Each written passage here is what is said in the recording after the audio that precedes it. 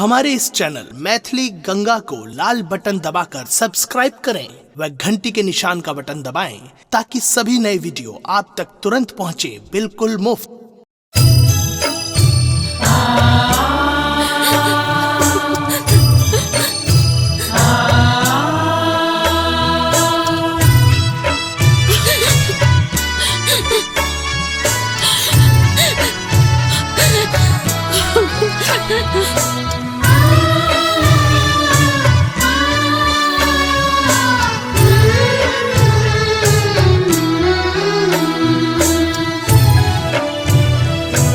आप सुन रहे हैं गंगा कैसेट की प्रस्तुति।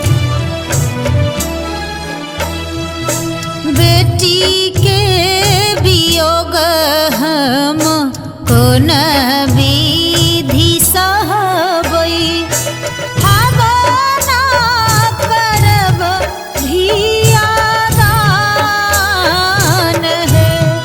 आहे हवन करब धिया दान है। बेटी के वियोग हम कोन विधि सहबै, हवन करब धिया दान है। आहे हवन करब धिया दान है।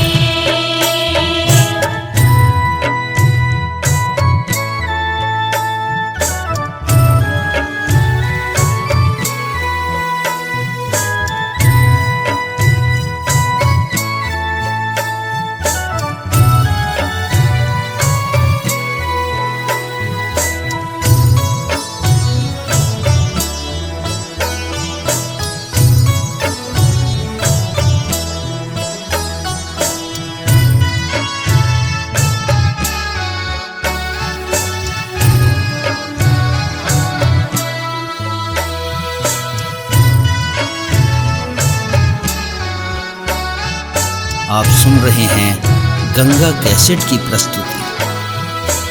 अपना करे जवा के दूधवा से पोसली, आजू भेली दुलरी बिरान है। आहे आजू भेली दुलरी बिरान है। बेटी के वियोग हम कोन विधि सहबै, हवन करब धिया दान है। आहे हवन करब धिया दान है।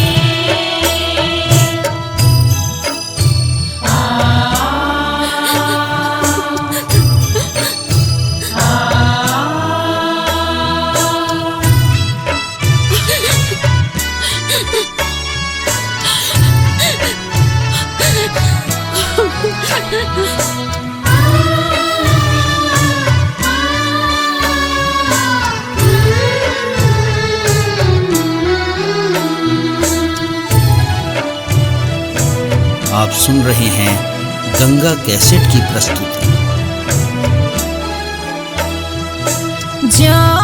हम जनिती एहन दिन देखबै, हतीली अपना परान है। आहे हतीली अपना परान है। बेटी के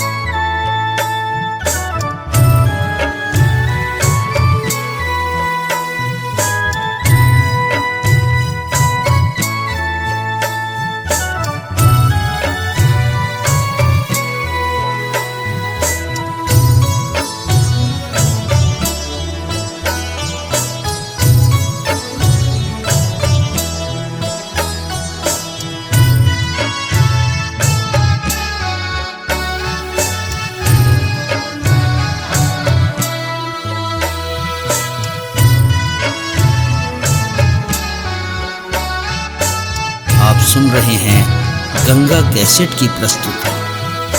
लतिका स्नेह कहालत रायवा उजरल स्नेहक बगान है। आहे उजरल स्नेहक बगान है। बेटी के वियोग हम कोन विधि सहबै हम ना करब धियादान है। आहे हम ना करब धियादान है। बेटी के वियोग हम और विधि सहाबै हम ना करब धियादान है। आहे हम ना करब धियादान है।